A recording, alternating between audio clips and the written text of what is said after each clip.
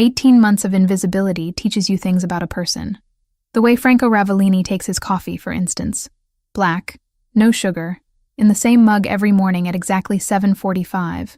How his jaw tightens when he's about to deliver bad news during conference calls. The muscle jumping beneath skin that never sees enough sunlight.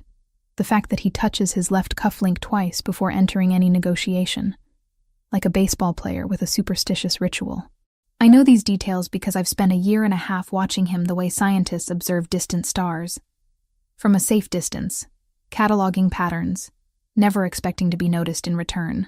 My desk sits 12 feet from his office door in the executive suite of Ravellini Imports on the 32nd floor of a building in Midtown Manhattan that houses significantly more than shipping manifests and customs paperwork. Everyone who works here knows what we really are.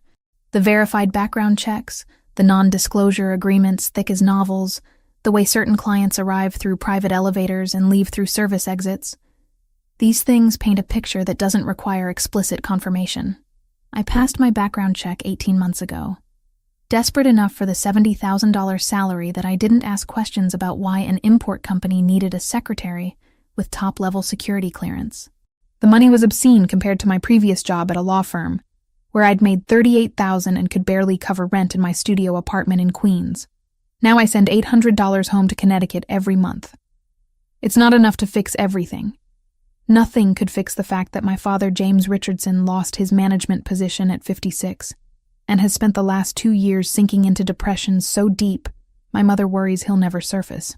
It doesn't solve my mother, Linda, working double shifts as a nurse, her hands cracked and bleeding from constant washing, her voice tired when we talk on Tuesday nights.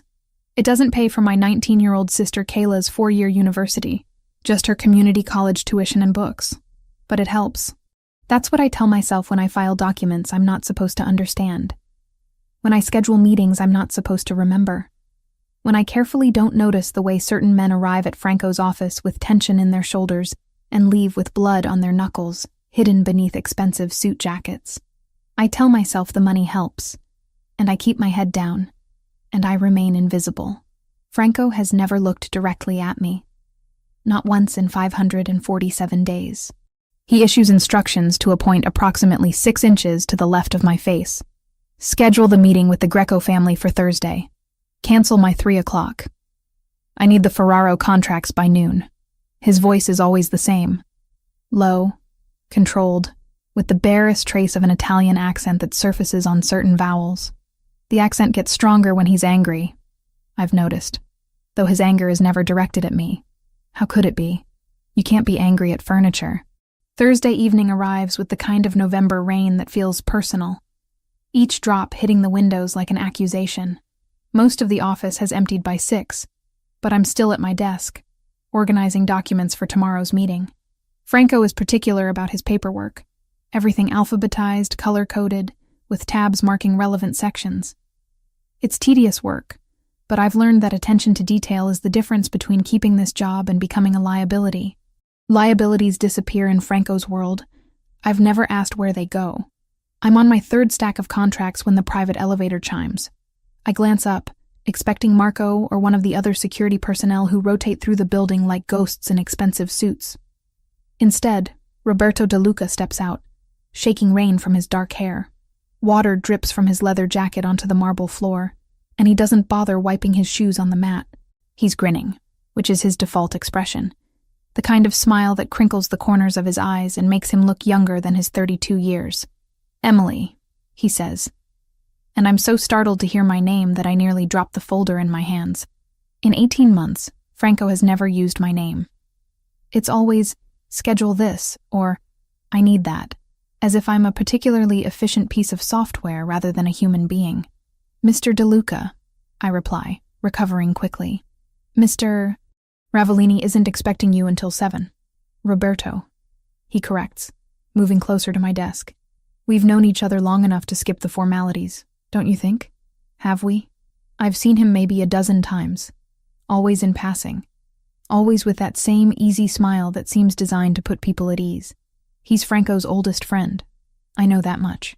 Childhood friends from the same neighborhood in Brooklyn, before Franco's father built this empire, and Roberto became his most trusted capo. Is there something I can help you with while you wait? I ask, keeping my voice professional. Roberto leans against my desk, close enough that I can smell his cologne. Something woodsy and expensive. I had a meeting run long. Figured I'd come early rather than make Franco wait. He tilts his head, studying me with an intensity that makes my skin prickle. You work late a lot. It's not a question, but I answer anyway. Mr. Ravellini prefers his documents prepared the night before. Franco, Roberto says. You can call him Franco. We're not that formal here. I don't correct him. Don't explain that Franco has never invited such familiarity.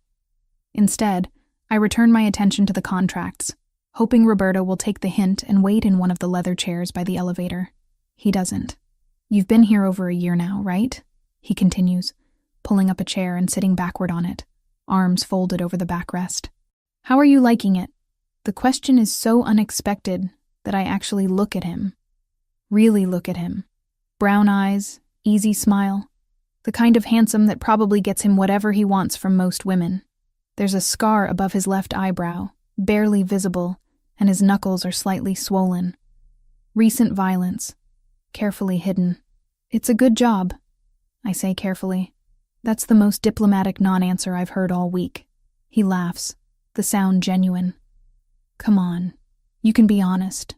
Franco's not exactly warm and fuzzy. Something about the invitation to honesty, to casual conversation with someone who actually sees me as a person, rather than office equipment, makes my guard lower fractionally. Mr. Ravellini is professional, I reply. The work is challenging. The salary is good. But I shouldn't answer.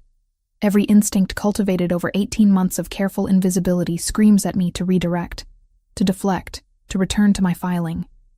But I'm tired. Tired of being invisible. Tired of the weight of my family's expectations. Tired of pretending I don't notice the blood and the secrets and the careful dance of violence that surrounds this place. But it's lonely, I admit quietly. Roberto's expression softens. Yeah, I bet it is. He pauses, then grins again. You know what helps with loneliness? Dinner. There's this great Italian place in the village. Roberto. The voice cuts through the air like a blade. Cold, controlled, dangerous. I freeze, contracts forgotten, as Franco Ravellini emerges from his office. I didn't hear the door open, didn't sense his presence. He moves like smoke when he wants to, silent and lethal. He's dressed as always in a charcoal suit that probably cost more than my monthly rent. White shirt, no tie.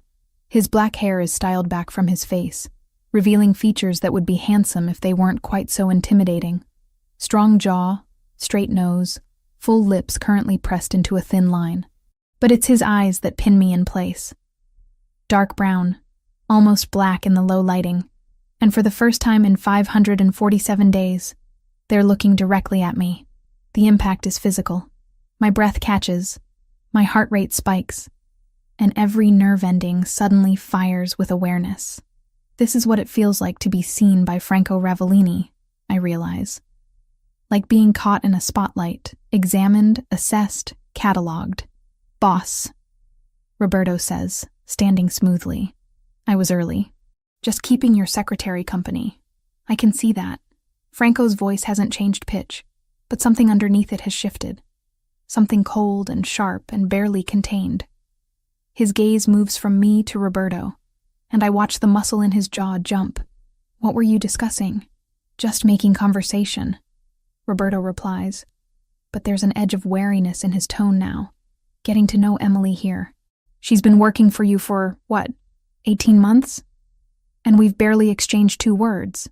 Is she single? The question hangs in the air between them. Roberto's posture is casual, but I can see the calculation in his eyes. He's testing something, pushing a boundary deliberately.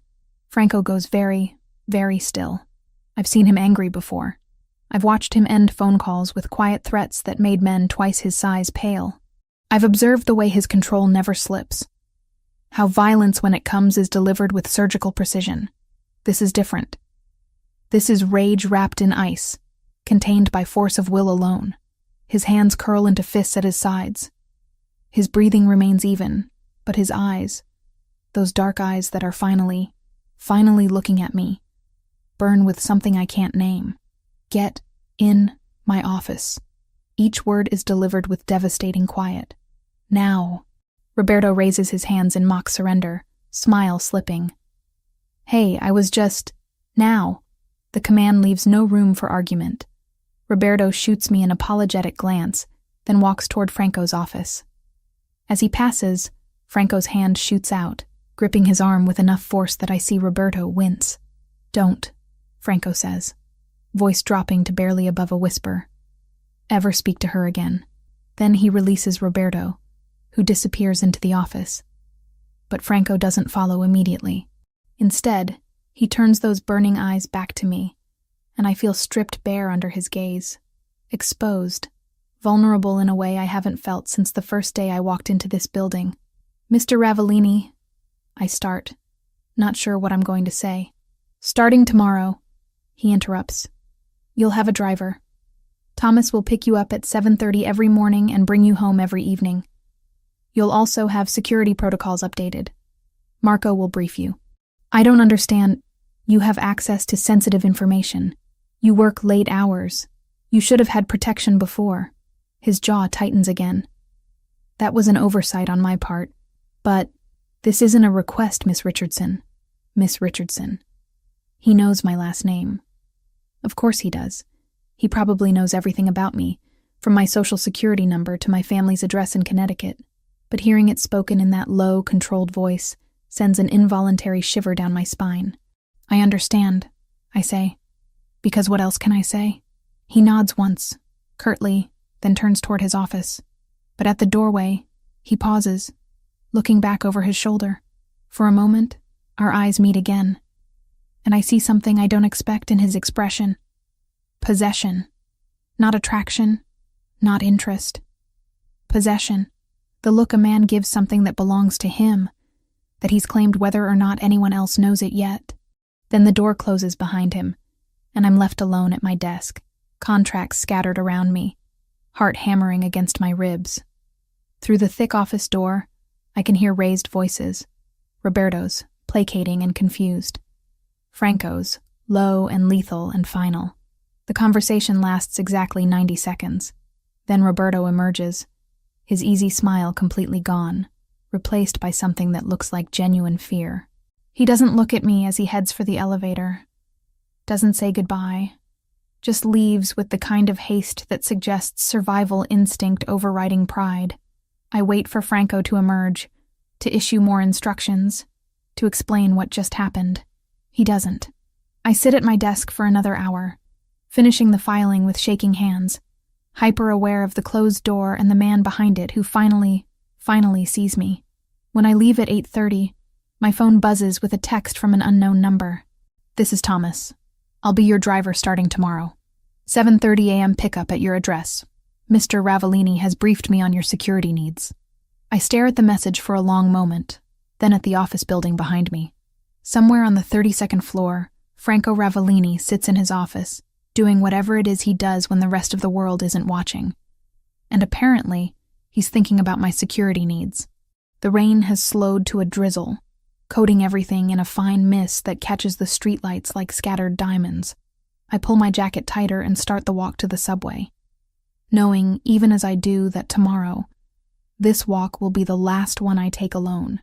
Whatever just happened in that office, whatever Roberto's question triggered, whatever Franco's explosive reaction meant, has changed something fundamental. After 18 months of invisibility, Franco Ravellini sees me now. I'm just not sure whether that's a blessing or a curse. Thomas arrives at 7:28 on Friday morning, 2 minutes early, driving a black sedan that's nice without being ostentatious. He's in his mid-40s, built like someone who spent time in the military, with gray at his temples and eyes that constantly scan the street even while he's holding the door open for me. Miss Richardson, he says, his voice neutral and professional. I'll be handling your transportation from now on.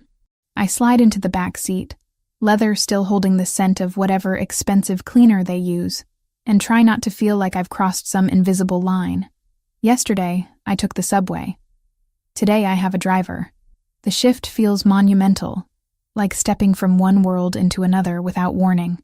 You can call me Emily, I offer, watching Queen slide past the tinted windows. Miss Richardson is fine, Thomas replies, his eyes meeting mine briefly in the rearview mirror. Mr. Ravellini prefers we maintain certain protocols. Of course he does. The 10 days that follow are exercises in disorientation. Franco doesn't just see me now, he notices everything. On Monday, he emerges from his office at 11:30 and pauses by my desk. You haven't eaten, he says, not looking at me directly, but clearly aware of the empty space where lunch should be. I brought a yogurt, I reply, gesturing to the small container tucked beside my keyboard. I'll eat it later. That's not lunch. He pulls out his phone, types something quickly. Marco is bringing food from the Italian place on 47th.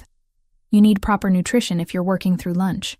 Before I can argue that I didn't ask for this, that a yogurt has sustained me through countless workdays before, he's gone. Back into his office, door clicking shut with finality. 20 minutes later, Marco appears with a bag from Bellini's, the kind of restaurant where a single entree costs $40. Chicken marsala, roasted vegetables, fresh bread that's still warm when I open the container. I eat it at my desk, hyper-aware that Franco is probably listening to the sounds of silverware against the to-go container through his closed door, and I can't decide if I'm grateful or disturbed. Tuesday brings temperature concerns. The office has always run cold. I've learned to keep a cardigan draped over my chair for afternoons when the air conditioning becomes aggressive. But on Tuesday, around 2 in the afternoon, Franco appears again. Is it cold in here? He asks. And this time he does look at me. Those dark eyes cataloging the goosebumps on my arms where I've pushed up my sleeves to type.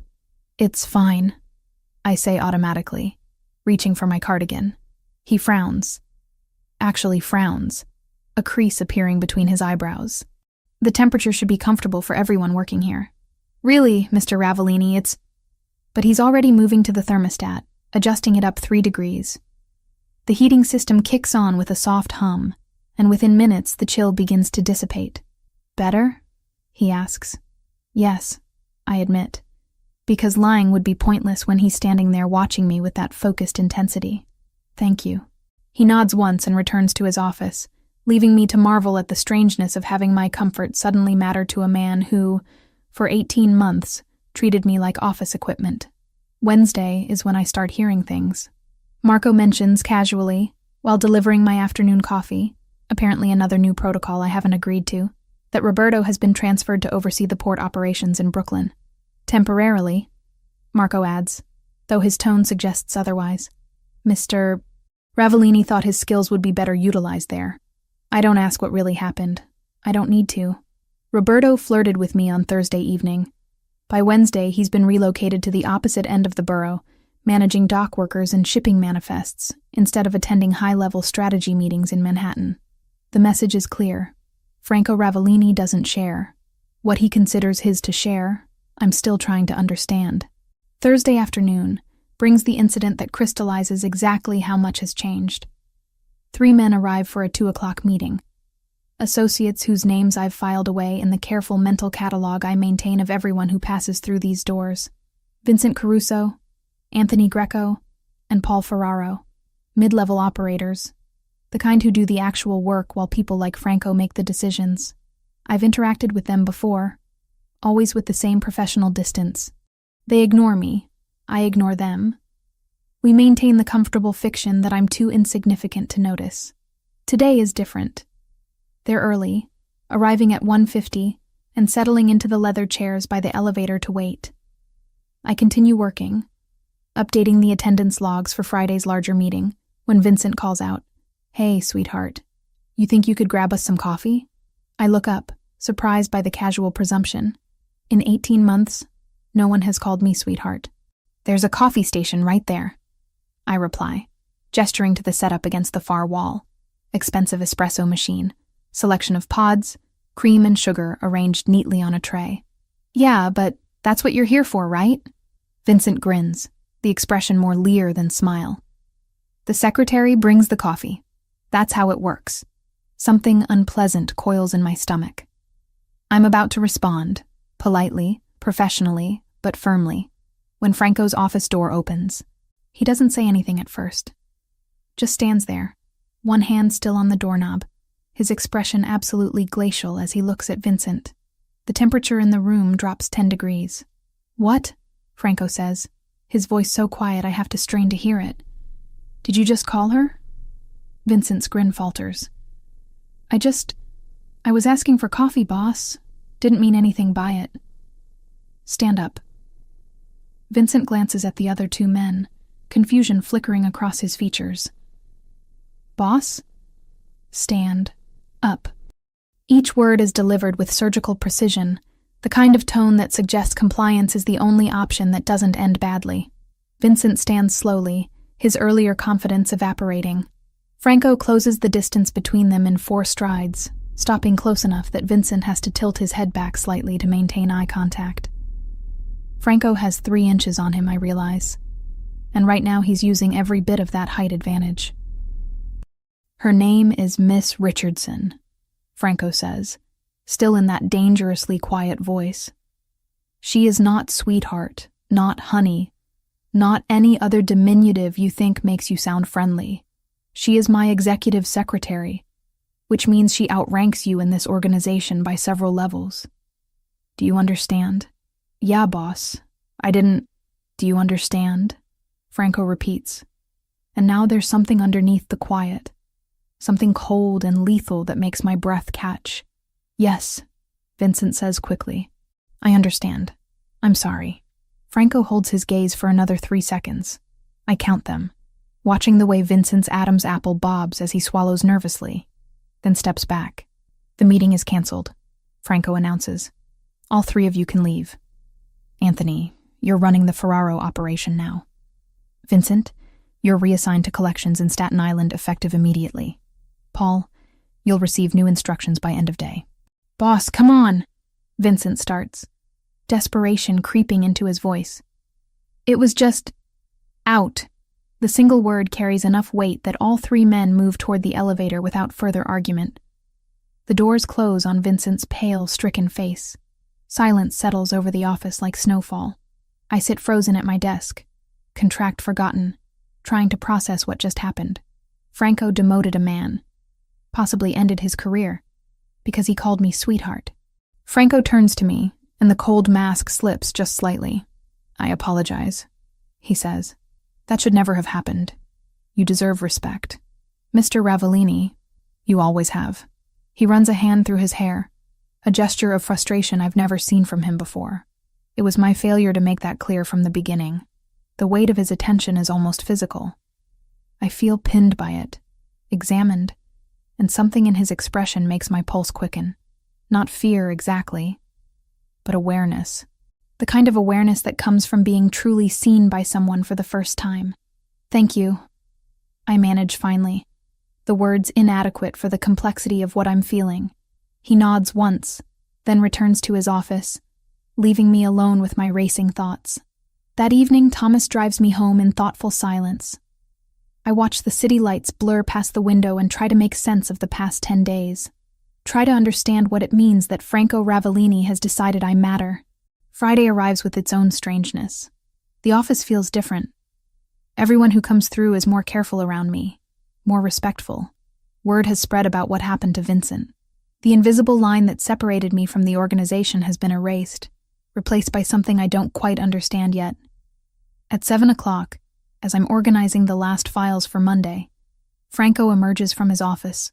He's changed out of his suit jacket, rolled up his sleeves to his elbows, and for the first time I noticed the tattoo on his left forearm. Italian words I can't quite read from this distance. "You're still here," he observes. "Just finishing up," I reply, clicking save on the spreadsheet. "It's late."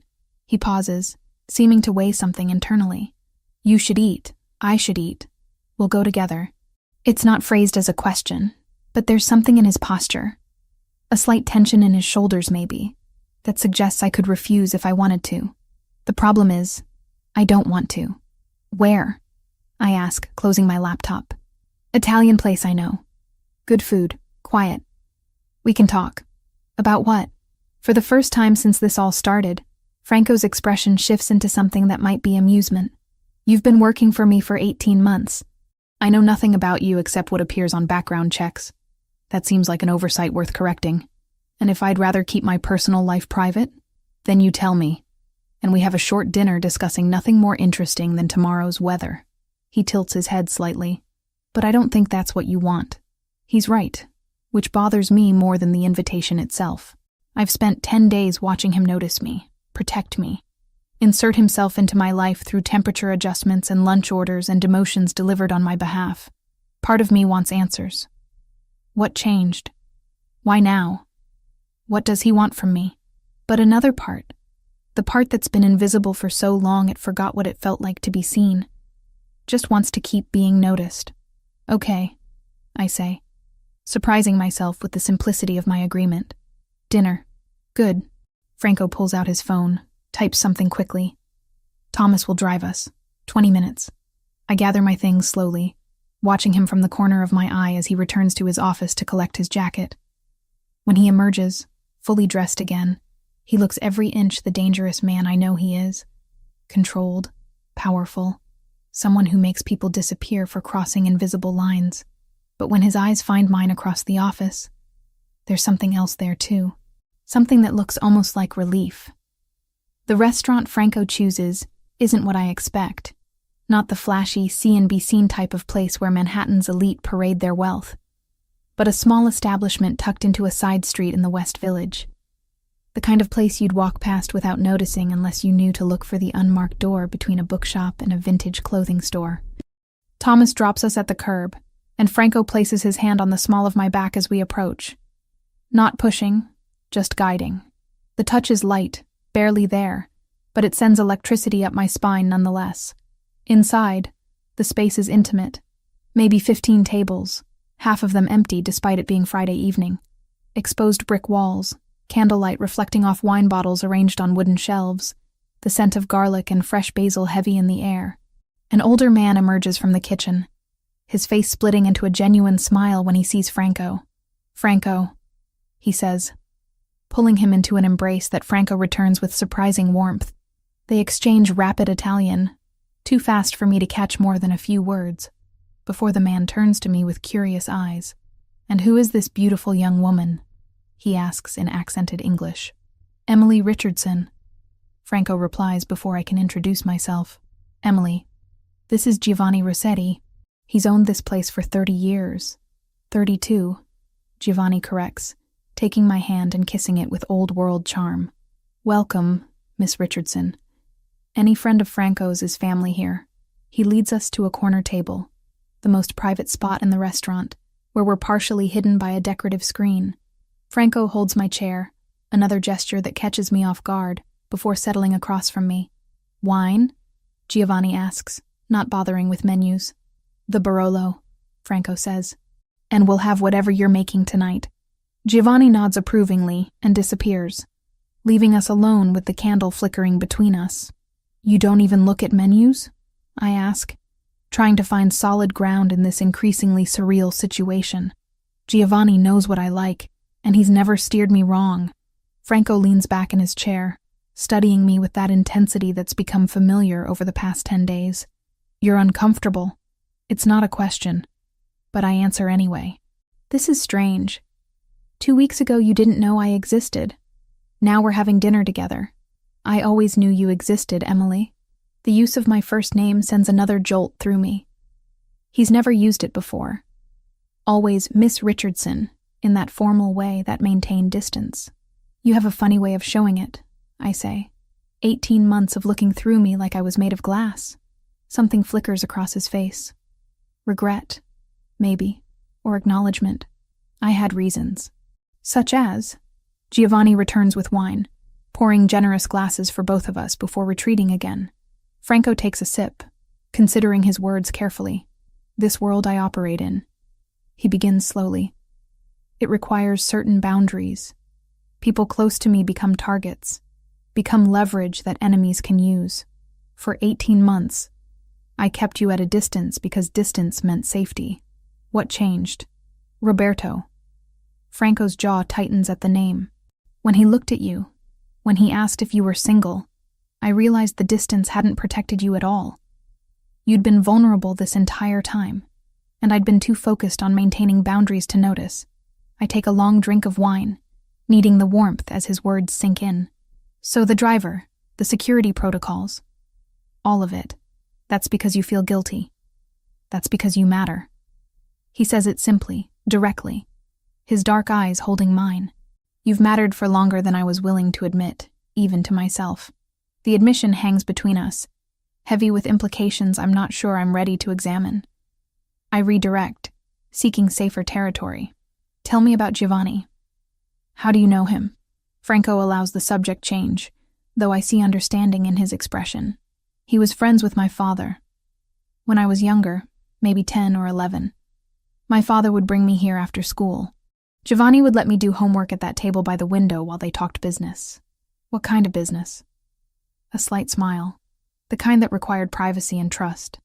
Giovanni never asked questions, never repeated what he heard. That's rare, especially in this city. He knew what your father was, knows what I am. Franco corrects. And he's never judged it. His son was in trouble once, gambling debts to the wrong people. My father helped resolve it. Giovanni's been loyal to our family ever since. The food arrives in stages. First, an antipasto plate with cured meats, marinated vegetables, and fresh mozzarella that melts on my tongue. Then pasta. Giovanni's own recipe, Franco tells me. Something between carbonara and cacio e pepe, rich and creamy and perfect. We eat in companionable silence for a few minutes before Franco speaks again. Tell me about your family. The real story, not what I read in background checks. I set down my fork, surprised by the request. Why do you want to know? Because you send $800 home every month. Because you work late every night even though your contract specifies 40 hours per week. Because when I asked why you stayed at this job despite obviously knowing what we do, you said the money helps. He pauses. I want to understand what drives you. It should feel invasive, this interest in my personal life. But there's something in the way he asks, genuine curiosity without judgment, that makes me want to answer. My father is 58, I begin. He was a facilities manager for a pharmaceutical company in Connecticut. Good job, good benefits, 23 years of service. Then the company got acquired, new management came in, and they cleaned house of anyone over 50. Age discrimination, obviously, but impossible to prove. Franco nods, listening without interruption. He tried to find other work. But no one wants to hire a 56-year-old manager when they can get someone 30 years old for half the salary. The unemployment ran out. Savings got depleted. And he just broke. Depression, anxiety, days where he doesn't get out of bed. I take another sip of wine, steadying myself. My mother Linda works as a nurse. Double shifts most weeks trying to keep them afloat. And my sister Kayla, she's 19, trying to get through community college while working part-time at Target. So you became the safety net. I send what I can. It's not enough to fix everything. Nothing can give my father back his sense of purpose, or my mother her sleep, or my sister the college experience she deserves. But it keeps them housed and fed. It means Kayla can buy textbooks. It means my father can keep his blood pressure medication. I meet Franco's eyes. That's why I stayed. Why I didn't ask questions about shipping manifests that don't quite add up, or meetings that happen at 3 a.m. The salary you pay lets me take care of them. Franco is quiet for a long moment, his expression unreadable in the candlelight.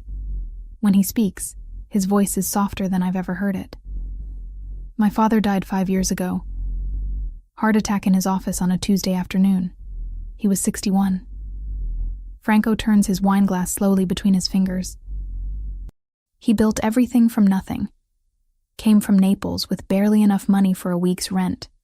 Worked construction jobs until he could buy his first legitimate business. The rest came later. The expansion into less legitimate operations. Do you regret it? The path he took? No. The answer is immediate. He provided for our family. He created opportunities for people in our community who had none. The methods weren't always legal, but the results were real. Hundreds of families employed, protected, given chances they wouldn't have had otherwise. That's how you justify it. I don't need to justify it. There's no defensiveness in his tone, just statement of fact. I'm under no illusions about what I do, Emily. I make choices that exist in gray areas, that sometimes cross into darkness. but I also carry the weight of everyone who depends on me. Not just family, but every person working in our operations. Every family whose livelihood is connected to ours. I think about this, about the complexity of it. When you took over at 29, was it what you wanted? No. Another direct answer. I was working on a graduate degree in business, had plans for legitimate consulting work. Then my father died, and suddenly I had a choice. Let everything he built collapse, leave hundreds of people without income or protection, or step into his role. He meets my eyes. There wasn't really a choice at all. The weight in his voice is palpable. The burden of 5 years carrying an empire built on loyalty and violence and complicated morality. You said earlier that I've mattered for longer than you were willing to admit. I say carefully. What did you mean? Franco sets down his wine glass with deliberate care. I noticed you 3 months after you started. The way you organized files by both date and relevance, not just one or the other. How you always had coffee ready before I asked for it. The fact that you worked through lunch most days because you were trying to prove yourself indispensable. 3 months. He noticed me after 3 months, but maintained that careful distance for 15 more. Why wait so long? Because noticing you was dangerous, for both of us. His expression hardened slightly. The moment someone becomes important to me, they become a target. My father taught me that. Keep business and personal separate, never give enemies leverage. So I kept you at arm's length, treated you like furniture, convinced myself the distance was protection. Until Roberto. Until I saw someone else looking at you the way I'd been trying not to. Franco's hands curl into fists on the table. Until I realized that keeping you invisible to me didn't make you invisible to everyone else. You were vulnerable, and I'd left you that way out of cowardice. Protecting me isn't cowardice. Pretending I didn't care when I did is. The confession settles over me like a blanket. Heavy, warm, slightly suffocating. I should probably be concerned about this intensity. This possessiveness that drove him to demote Vincent and transfer Roberto. Should be worried about what it means that Franco Ravellini has decided I belong under his protection. But concern isn't what I'm feeling. What happens now? I ask quietly. Now you understand the parameters. You work in a dangerous environment. You have security not because I'm controlling, but because it's necessary. You have my protection because I refuse to leave you vulnerable. He leans forward slightly. And you need to decide if you can live with that. If you can accept that being in my world means giving up certain freedoms in exchange for safety. What if I say no? Then I respect your choice. But the security stays regardless. You know too much, have access to too much sensitive information. Even if you wanted to leave, you'd need protection while we transitioned you out safely. The honesty is refreshing and terrifying in equal measure. No pretty lies about choice and freedom. Just the stark reality that I've already crossed into his world whether I intended to or not. I'm not asking you to decide tonight, Franco continues. I'm giving you information so you can make an educated choice. Take time. Think about it. But understand that I'm not a man who does things halfway. If you stay, if you choose this, I will be involved in your life. Protectively, possessively, in ways you might not always appreciate. And if I stay, what exactly am I staying for? Just employment? His eyes darken with something that makes my breath catch. That's for you to decide as well. Giovanni returns with dessert, tiramisu that tastes like heaven, and the conversation shifts to safer topics. Franco tells stories about growing up in Brooklyn, about Giovanni teaching him to make proper espresso when he was 12, about his father's ridiculous superstitions about black cats and spilled salt. I find myself laughing at his delivery, at the unexpected glimpses of humanity beneath the controlled exterior. This is Franco without the armor, I realize. This is who he might have been if circumstances had been different. By the time we finish, it's nearly 10. Thomas materializes outside exactly when we emerge, as if he's been waiting all evening for the precise moment we'd need him. The drive to my apartment in Queens is quiet. Franco sits beside me in the back seat, closer than necessary but not touching, and I'm acutely aware of his presence. The car smells like his cologne, something with notes of cedar and spice, masculine without being overwhelming. When Thomas pulls up outside my building, Franco exits first, holding the door for me. Thank you for dinner, I say, suddenly awkward now that the evening is ending. For the honesty. You deserved honesty. You've deserved it from the beginning. He hesitates, then reaches out to tuck a strand of hair behind my ear. The touch gentle, brief, but loaded with intention. Think about what I said, Emily. Really think about it. Because once you choose, once you're fully in my world, leaving becomes significantly more complicated. Is that a threat? It's a promise. Of protection. Of loyalty. Of the fact that I don't let go of what's mine. His hand drops away. And before you tell me you're not mine, understand that ship has already sailed. I claimed you the moment I exploded at Roberto. The only question remaining is whether you'll accept that claim. He steps back, allowing me space to breathe, to process the weight of what he's just said. I should be offended by the presumption, by the possessive certainty in his voice. Should probably tell him that I'm not property to be claimed, that his protection doesn't equal ownership. But as I watch him return to the car, as Thomas drives away and I'm left standing on the sidewalk outside my building, I realize the most terrifying part isn't Franco's claim. It's the fact that some part of me wants to accept it. Monday morning arrives with an envelope on my desk. Thick cream paper, my name written in elegant script across the front. I recognize the handwriting from the notes Franco leaves on documents. Precise, controlled, the letters perfectly formed. Inside is a single sheet of paper with an address in Boston, and a salary figure that makes my breath catch. $95,000. Nearly $30,000 more than I currently make, which is already generous by any standard.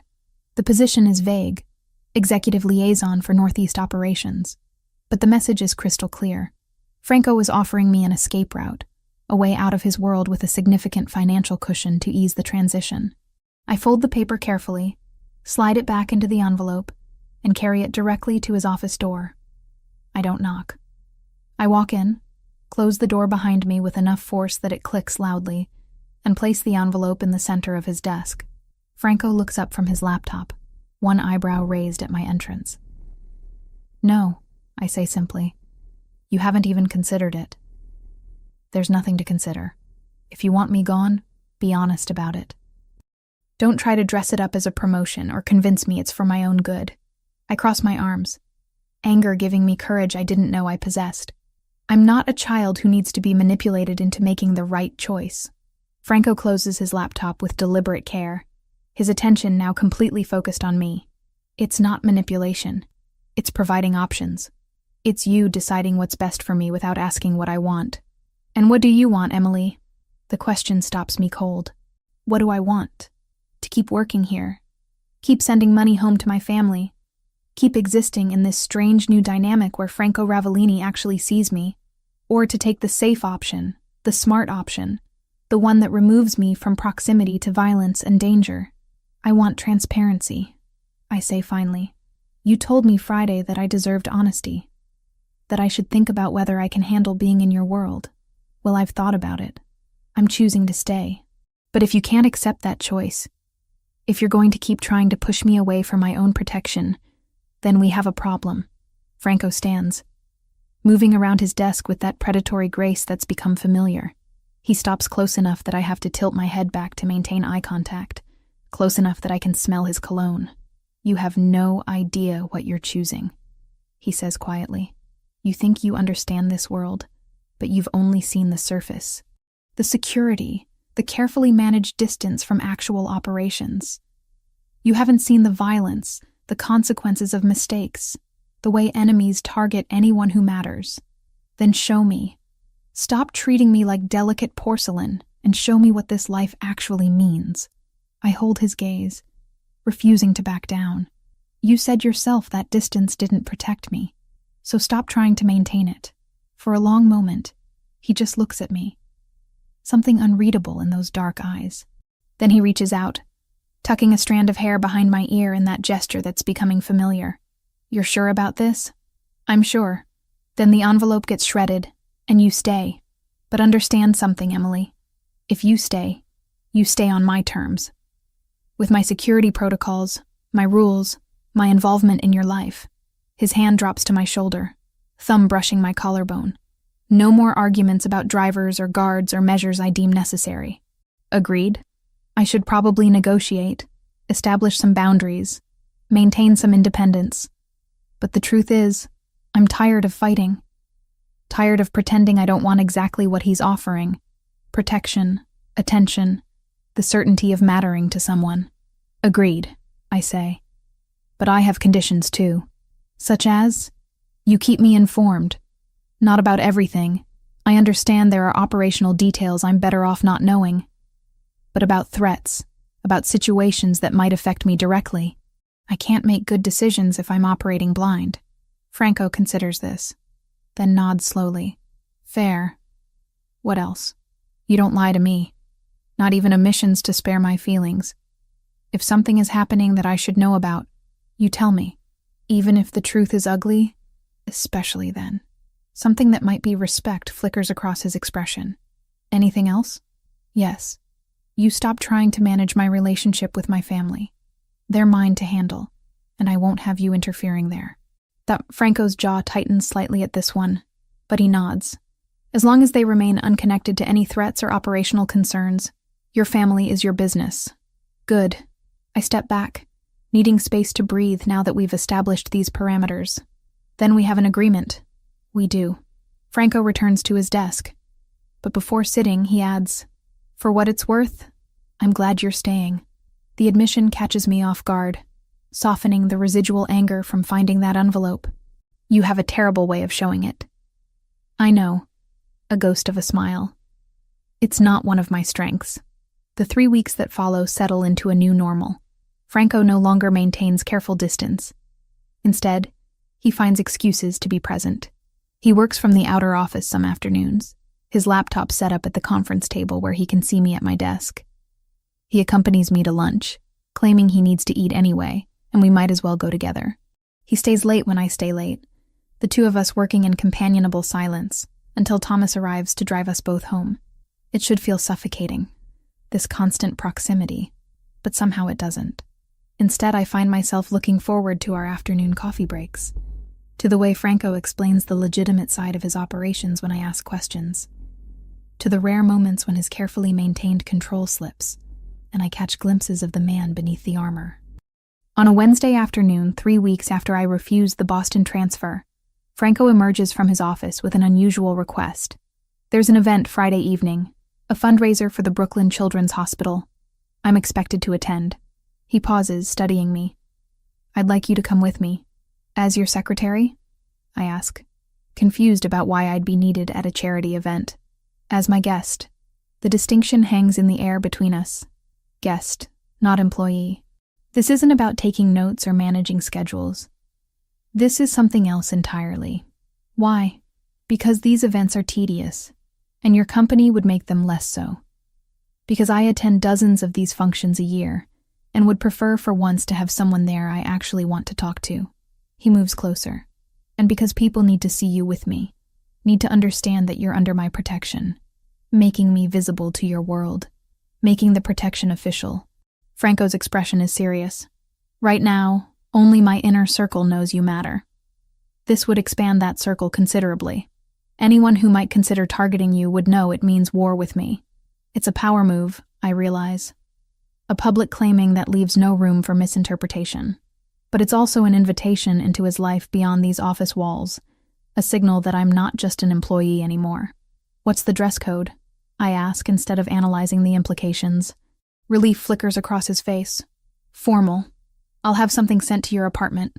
Franco, before you argue, understand that this isn't about control or managing your choices. It's about practicality. The dress needs to match the event's level, and I know you don't have formal wear appropriate for a $1,000 per plate fundraiser. He holds up a hand when I start to protest. Consider it a work expense. You're attending as part of your role supporting me. The logic is sound, even if it makes me uncomfortable to accept such an expensive gift. Fine, but nothing too revealing or flashy. I'll make sure it's appropriate. A hint of amusement enters his voice, though I have to ask, do you trust my taste? I trust that you won't make me look ridiculous. High praise, he says dryly, but I catch the smile before he turns back to his office. Friday arrives faster than I expect. The dress is delivered Thursday evening. A floor-length gown in deep emerald green that brings out my eyes, elegant without being provocative, with a modest neckline and a back that dips just low enough to be interesting. The fabric is some kind of silk that flows like water, and when I try it on in my apartment, I barely recognize my reflection. Thomas picks me up at 6:30, and instead of driving to Franco's office, we head to his brownstone in Brooklyn Heights, a neighborhood I've never visited but know costs millions just to own a modest property. The townhouse is exactly what I'd expect. Elegant, understated, expensive without being ostentatious. Marco meets me at the door, his usual intimidating expression softening slightly when he sees me. "Miss Richardson, Mr. Ravellini is expecting you in the study." I follow him through a hallway lined with family photographs, younger versions of Franco with an older man who must be his father, scenic shots of what looks like Naples, a few formal portraits. The study is all dark wood and leather, books lining floor-to-ceiling shelves, a massive desk positioned to face windows overlooking a small garden. Franco stands with his back to me, adjusting his cufflinks, dressed in a tuxedo that fits him perfectly. When he turns, I see the same surprise in his expression that I felt looking in my mirror earlier. "You look beautiful," he says simply. No artifice or exaggeration, just statement of fact. "The dress helps," I reply, suddenly self-conscious under his scrutiny. "The dress is just fabric. You make it beautiful." He crosses to where I stand, offering his arm. "Shall we?" The fundraiser is held at the Brooklyn Museum, the event space transformed into an elegant affair with string quartets and champagne, and people wearing enough jewelry to fund several hospital wings. Franco's hand remains at the small of my back as we navigate the crowd, a subtle but clear signal of connection. People notice. Of course they notice. Franco Ravellini doesn't attend these events with companions. I gather from the subtle stares and whispered conversations that follow our path. "Are you uncomfortable?" Franco asks quietly as we pause near a sculpture exhibit. "Nervous," I admit. "Everyone's looking at us." "At you," he corrects. "They're trying to figure out who you are, why you're with me." His hand presses slightly against my back, grounding. "Let them wonder." We're approached by a succession of people. Businessmen Franco knows from legitimate ventures, politicians whose campaigns he's funded, socialites who seem to exist solely at these kinds of events. Franco introduces me each time with the same simple phrase, "This is Emily Richardson." No explanation of my role, no qualifying details, just my name, delivered with enough certainty that no one dares ask for clarification. Around 8, we're approached by a man in his 50s, with silver hair and a smile that doesn't extend to his calculating eyes. "Franco, good to see you," he says, extending a hand. "And who's this lovely young woman?" "Emily Richardson," Franco replies, his tone cooler than it's been all evening. "Emily, this is Richard Castellano. He runs shipping operations out of Newark." Something in Franco's posture has changed. Subtle tension in his shoulders, a slight tightening of his hand against my back. This man is more than a business acquaintance, I realize. This is someone Franco considers a threat. "Pleasure to meet you, Miss Richardson," Richard says, his eyes traveling over me in a way that makes my skin crawl. I wasn't aware Franco had such charming associates. The pause before associates is deliberate, laden with implication. "Miss Richardson works with me," Franco says, his voice dropping to that dangerously quiet register I've learned to recognize, "and is under my complete protection." I trust that's understood. Richard's smile falters slightly. "Of course. No offense intended." "None taken," I say smoothly, surprising myself with my composure. Though I appreciate Mr. Ravellini's consideration for my security. One can never be too careful these days.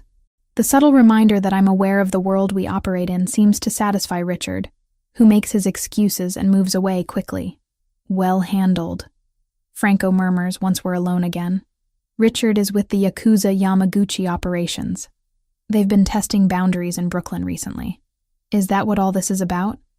I gesture vaguely at the event. Showing strength through normalcy? Partially.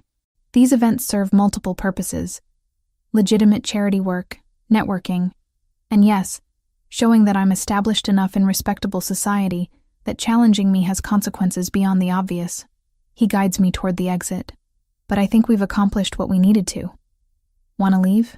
"God, yes." His laugh is genuine, transforming his face into something younger and less burdened. "Giovanni's?" Perfect.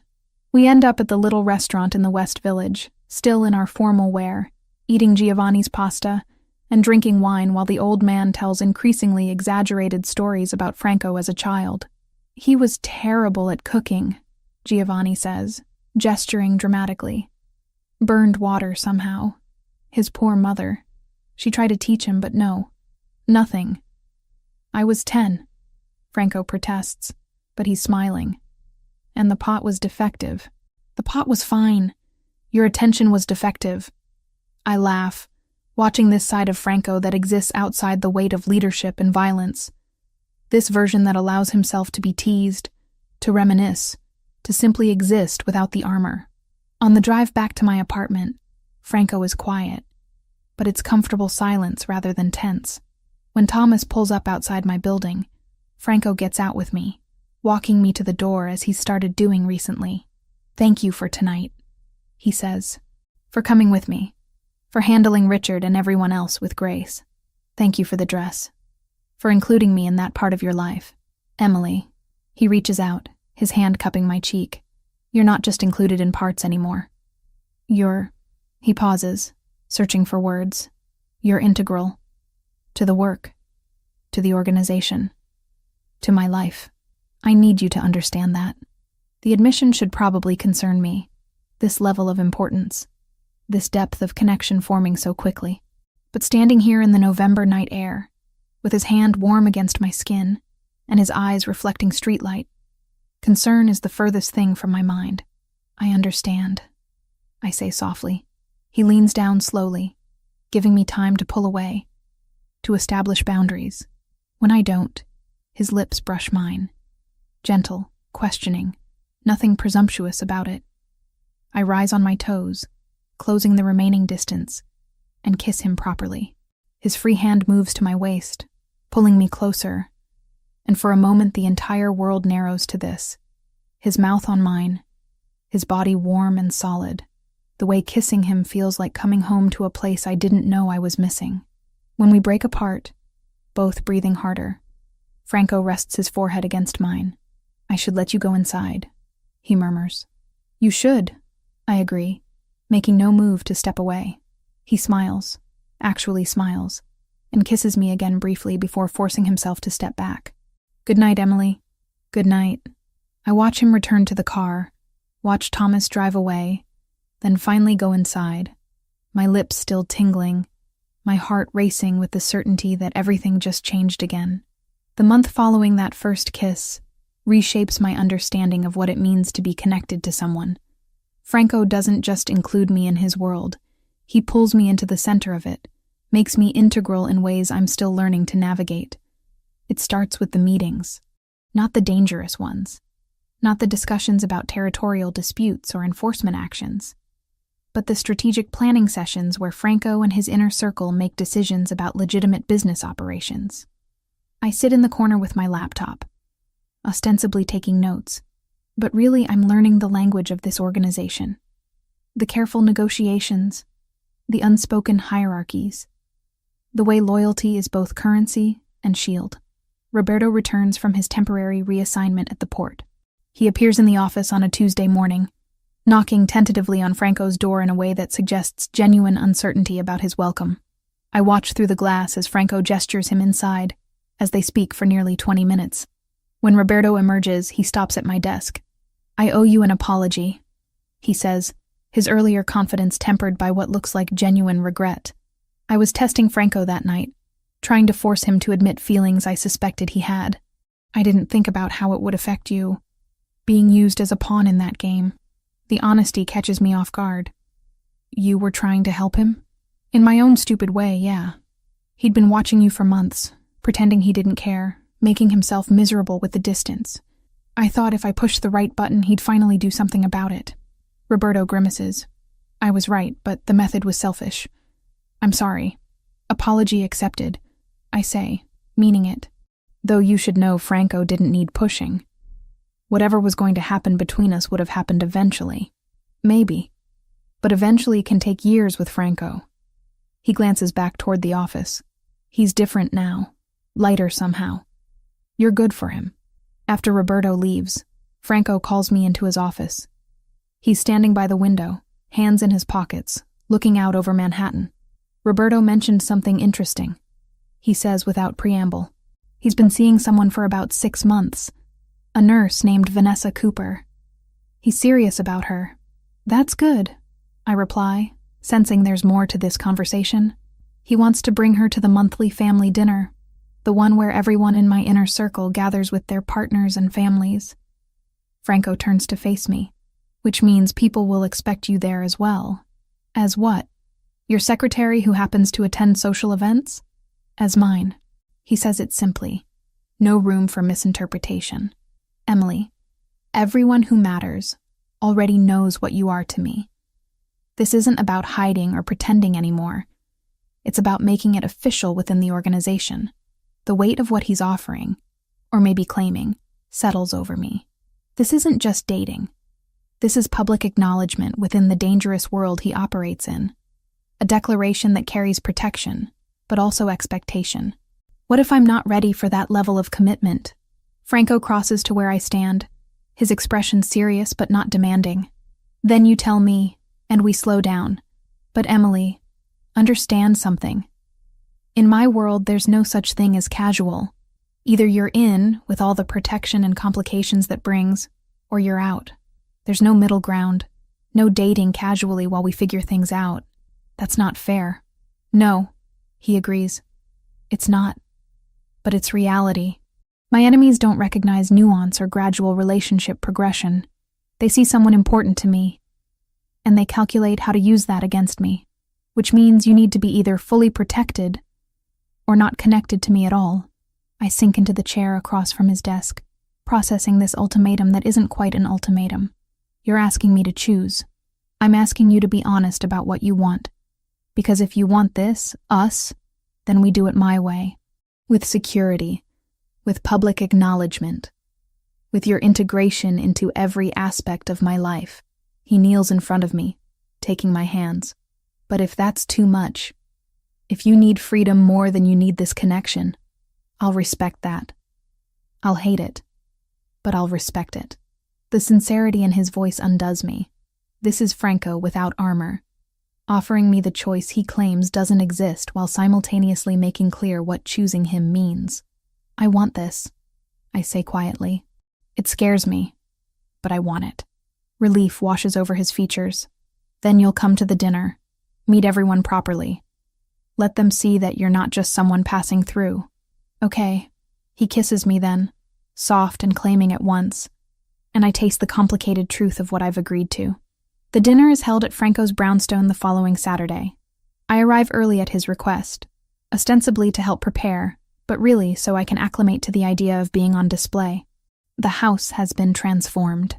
The formal dining room I glimpsed on my previous visit now holds a table set for 16. Candles flickering in silver holders, wine already breathing in crystal decanters. A catering team moves through the kitchen with practiced efficiency. Apparently, Franco doesn't cook for these events. Nervous? He asks, coming up behind me as I stare at the elaborate place settings. Terrified, I admit. These are people who've known you for years. What if they don't think I belong here? Then they're wrong. Franco turns me to face him. Emily, my opinion is the only one that matters. But for what it's worth, everyone who's met you has been impressed. Roberto thinks you're clever. Marco says you have good instincts. Even Joseph, who never likes anyone, mentioned that you handled yourself well at the fundraiser. Joseph was at the fundraiser? Joseph is always somewhere nearby when I'm in public. You just didn't see him. Franco adjusts my necklace, a simple gold chain I've worn for years but which suddenly feels inadequate for this occasion. You look beautiful. And you belong here because I want you here. That's the only qualification required. The guests begin arriving at 7. I recognize some from the office. Joseph with his perpetual scowl, Michael who handles their real estate portfolio, Anthony who manages the legitimate import operations. But there are others I've never seen, including several women who must be the partners Roberto mentioned. Roberto arrives with Vanessa, a petite woman with kind eyes and an easy smile. She makes a point of introducing herself to me immediately. Emily, right? Roberto's told me about you. Well, told me the version where he doesn't admit to being an idiot. She elbows Roberto affectionately. I'm glad you're here. It's nice to have another newcomer to this insanity. Her warmth is genuine, and I find myself relaxing slightly as we talk about her work at Brooklyn Methodist, about Roberto's terrible cooking, about how strange it is to be connected to this world. Does it get easier? I ask quietly, while Roberto is distracted by another guest. Being with someone in this life? Yes and no, Vanessa says honestly. You learn to compartmentalize, to not ask about certain things, to trust that the man you love is more than the violence his work sometimes requires, but the fear never completely goes away. You just decide whether the love is worth the fear. The observation stays with me through dinner, through courses of incredible food and wine that flows freely, and conversations that range from mundane to carefully coded discussions about territory and operations. I sit next to Franco, his hand occasionally finding mine under the table, his presence a constant anchor. Around 10, after most guests have moved to the living room with after-dinner drinks, Joseph approaches me in the kitchen where I've escaped for a moment of quiet. Miss Richardson. I turn, surprised. Joseph rarely speaks to me beyond professional necessity. Joseph. Mr. Ravellini seems happy. Happier than I've seen him in the 5 years I've worked for him. Joseph's expression remains neutral, but there's something almost approving in his tone. That's good. He needs someone who can give him reasons beyond duty and obligation. I'm not sure I'm that person, I admit. You are. Otherwise, he wouldn't have brought you into his home. Into this circle. Joseph pauses. Just understand. Being that person means accepting certain responsibilities. You're not just his partner. You're potentially his weakness. His enemies will see you that way. Franco's already explained this. I'm sure he has. But I'm telling you as someone who's seen what happens when loved ones become targets. The protection we provide is comprehensive, but it requires your cooperation. No slipping away from security, no taking unnecessary risks, no prioritizing independence over safety. The warning is clear, and I appreciate its directness. I understand. Good. Joseph nods once and returns to the living room, leaving me with my thoughts. When the last guests leave around midnight, Franco and I are finally alone. I help him clear glasses, comfortable in the domestic routine, when he catches my hand. Thank you for tonight, for being here, for handling everyone with grace, for not running when Joseph cornered you. How did you know about that? I always know. He pulls me close, arms wrapping around my waist. What did he say? That I'm potentially your weakness, that I need to cooperate with security protocols. Franco's expression darkens. I'll speak to him about overstepping. Don't. He was right. And I appreciate the honesty. I rest my head against his chest, hearing the steady beat of his heart. Franco, I need to tell my family about us. About you. He stiffens slightly. What would you tell them? The truth. That I'm seeing someone, that it's serious, that he's in a complicated line of work. I look up at him. I won't lie to them, but I'll be careful about details. They deserve to know there's someone important in my life. When? I call my mother every Tuesday. I was thinking this week. Franco considers this, then nods slowly. Okay. But Emily, if they ask questions about what I do or who I am, you deflect. The less they know specifically, the safer they are. I know. Tuesday evening finds me in my apartment, phone in hand, trying to figure out how to explain Franco Ravellini to my mother. In the end, I decide on partial truth, the safest kind. Mom, I wanted to tell you something. I'm seeing someone. Linda's voice brightens immediately. Oh, Emily, that's wonderful. Who is he? How did you meet? His name is Franco. He's my boss, actually. We've been working together for a while and things develop naturally. Your boss? Concern creeps into her tone. Honey, are you sure that's wise? Office relationships can get complicated. I know, Mom, but it's serious. He's been incredibly generous. He's actually the one who helped with Dad's situation. I'd told her weeks ago about the financial assistance, framing it as a company benefit rather than personal gift. Wait, the money for your father's training program, that was from him? He has resources, Mom, and he wanted to help. There's a long pause. Emily, What kind of work does this man do that he can offer that kind of money casually? Import business. He's very successful. Not technically a lie. The Ravellini operations do include legitimate importing. He's also Italian, from Brooklyn. Family business. Italian family business from Brooklyn, Linda repeats slowly. Emily, you need to be careful. That sounds like... I know what it sounds like, Mom, and I'm being careful. But he's good to me. He's protective, he's honest. He's given me no reason to doubt him. Another pause. This one heavier. You love him. I think I might, I admit, the words coming easier than expected. I know it's fast and I know it's complicated, but yes, I think I love him. Then I trust your judgment. But Emily, if anything ever feels wrong, if you ever feel unsafe or uncomfortable, you come home. You hear me? No relationship is worth your safety. I know, Mom, I promise. We talk for another 20 minutes about other things. Dad's progress in his retraining program, Kayla's upcoming finals, the approaching holidays. When we hang up, I feel lighter. As if acknowledging Franco's importance to my family makes it more real, more sustainable. Franco calls an hour later, as if sensing I need to hear his voice. How did it go? She knows. She's concerned but supportive. I curl up on my couch, phone pressed to my ear. She asked what kind of work you do. What did you tell her? Import business. Successful Italian family operation from Brooklyn. He laughs, the sound warm. All technically true. That was the idea. Emily. His voice softens. Thank you for telling them. For making this real beyond just us.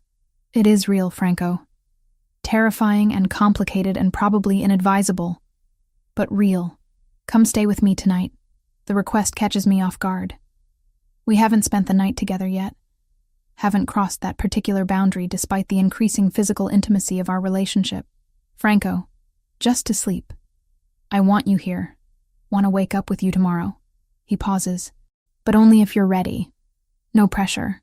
I look around my small apartment, at the life I've built through careful independence and sacrifice. Then I think about Franco's brownstone, about the way his presence makes me feel grounded and safe and seen. Okay, I say. I'll pack a bag. Thomas will be there in 20 minutes. The decision feels significant. This choosing of his space over mine. This acceptance of deeper integration into his life. But as I pack essentials into an overnight bag, I recognize the truth. I've already chosen. Every decision since that rainy Thursday evening when Roberto asked if I was single has been leading here, to this moment of conscious commitment. When Thomas arrives, he greets me with his usual professional courtesy. But there's something that might be approval in his expression as he opens the car door. Franco is waiting when I arrive, the door opening before I can knock. He takes my bag, sets it aside, and pulls me into his arms. You came. You asked. I'll try not to make a habit of it. Asking for things. But his tone suggests he will absolutely make a habit of it, and somehow I don't mind. We go upstairs to his bedroom.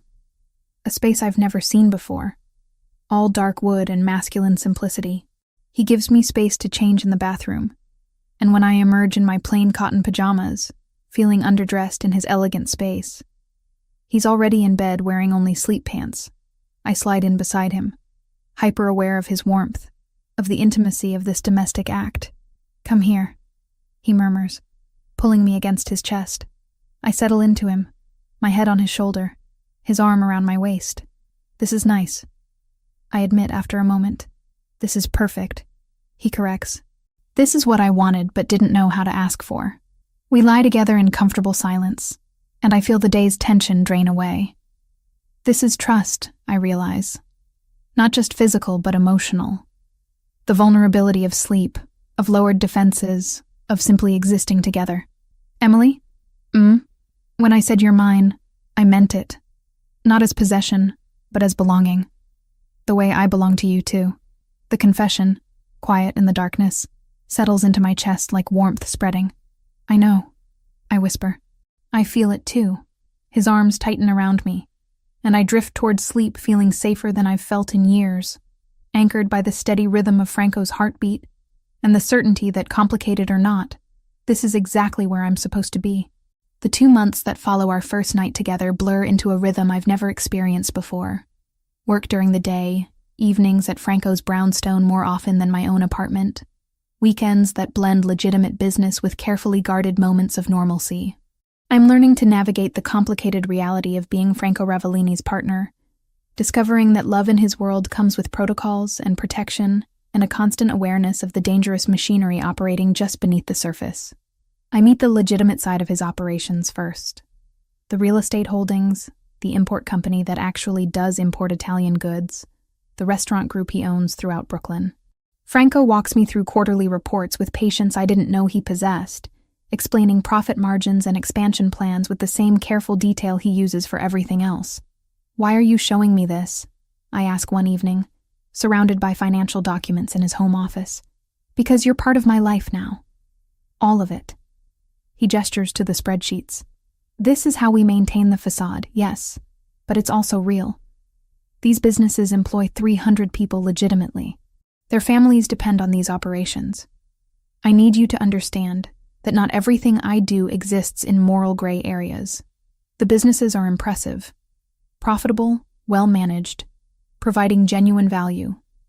It's the other side, the side Franco keeps carefully separated, that I'm still learning to comprehend.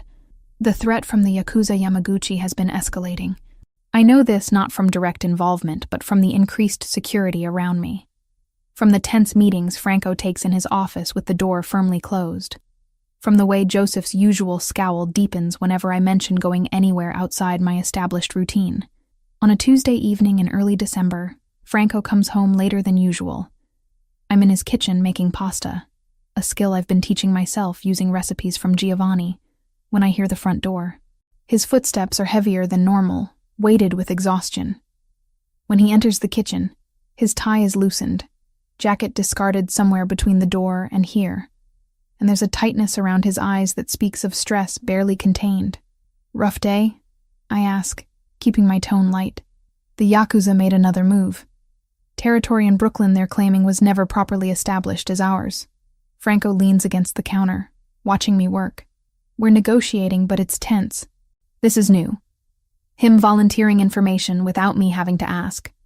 Progress, I think, in the transparency we agreed to. What does that mean for security? It means for the next few days, maybe longer. You stay where I can verify you're protected. Work here. Nowhere else without advance notice. He moves closer, his hand coming to rest on my hip. I know you don't like restrictions, but this isn't negotiable right now. I turn to face him fully, seeing the genuine concern beneath his controlled exterior.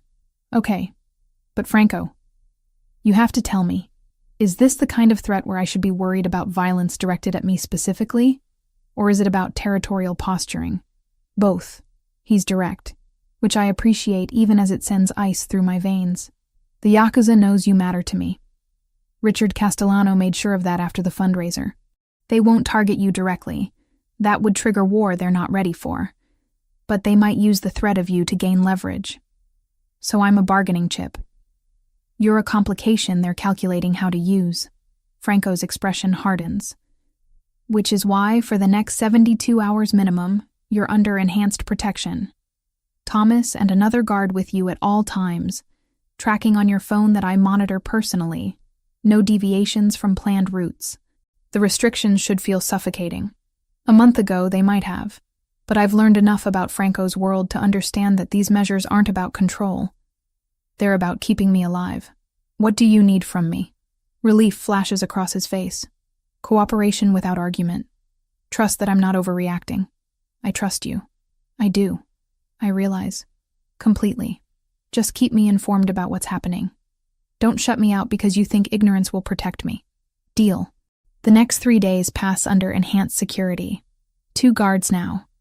Thomas and Michael, both former military, both intimidating enough that people give me wide berth wherever I go.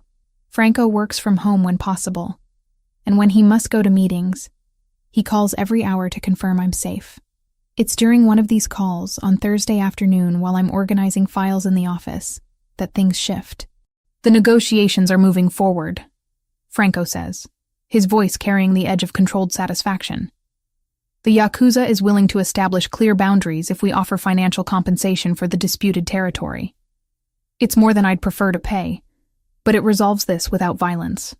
That's good, isn't it? It's pragmatic, which is new for me. There's something in his tone. Surprise, maybe, at his own restraint. A year ago, I would have responded with force, shown strength through action rather than negotiation. What changed? You did. Simple. Direct. I have more to lose now. More reason to choose solutions that don't escalate into war. The admission settles into my chest, heavy with responsibility. I'm changing him, pulling him toward choices that prioritize long-term stability over immediate demonstrations of power.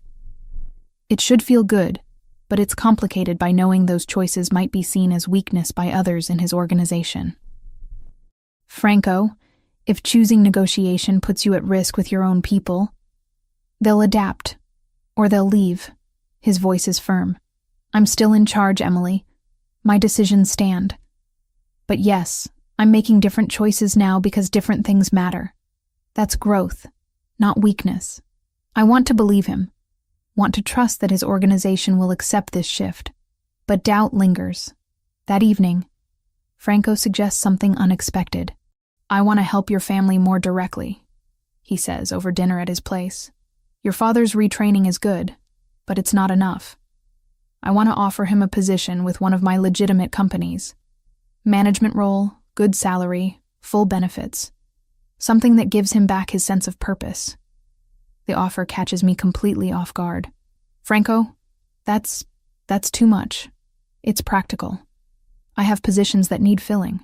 Your father has experience, and it would mean you'd worry less, which means I'd worry less about you being distracted. He reaches across the table, taking my hand.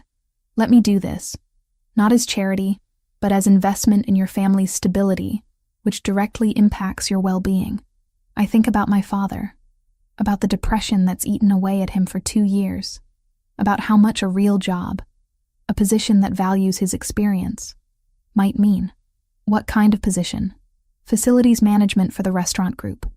Oversight of maintenance, renovations, vendor relationships across all locations. It's legitimate work, completely separate from any other operations. He'd report to the general manager, have a team under him, starting salary of $85,000.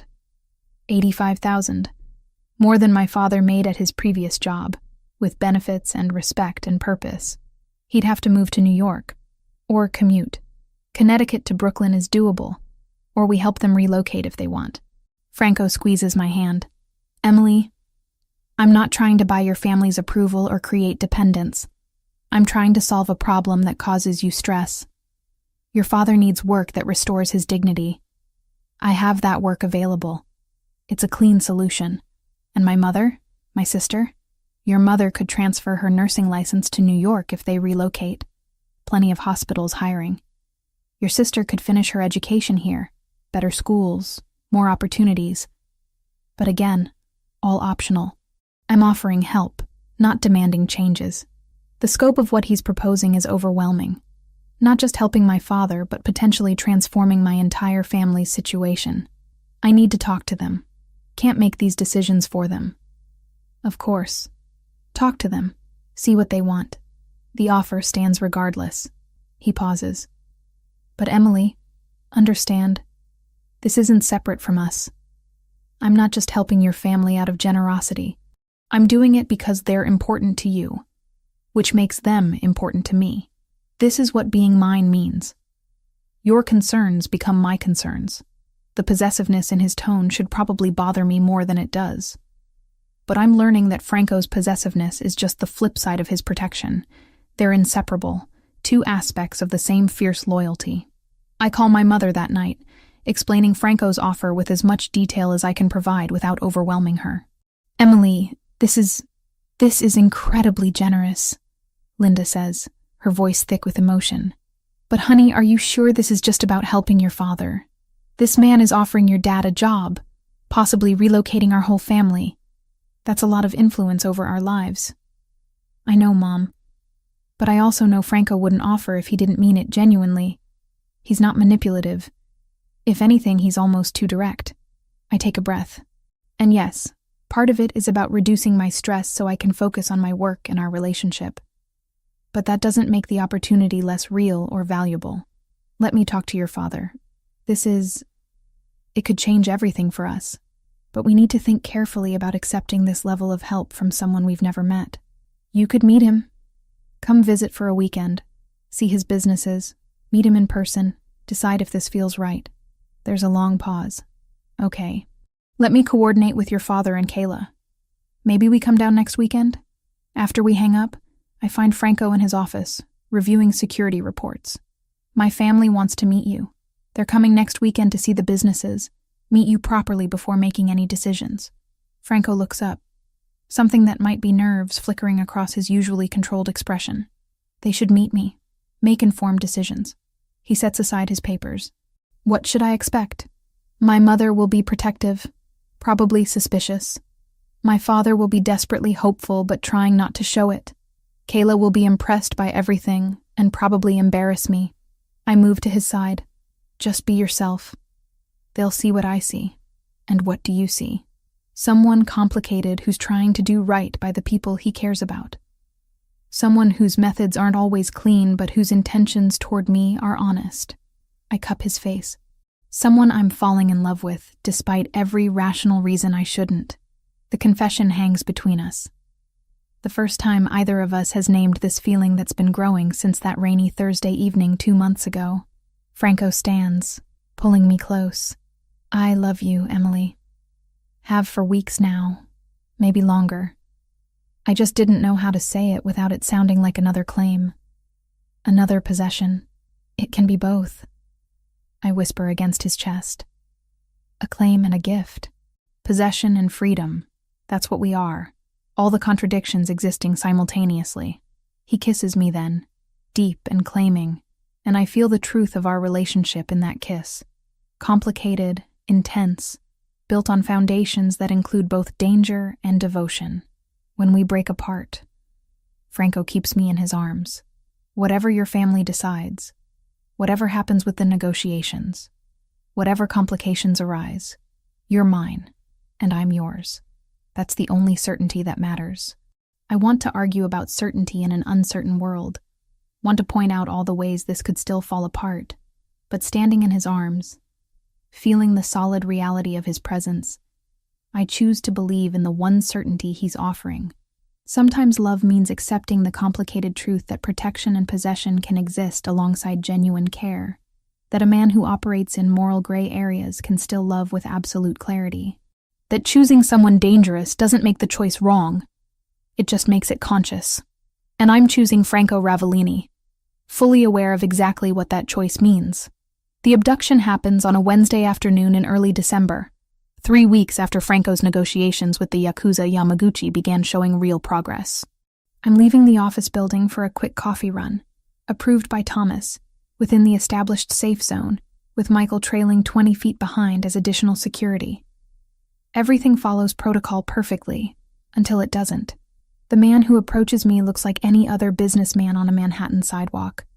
Nice suit, briefcase, perfectly normal expression. He asks for directions to a restaurant 2 blocks away.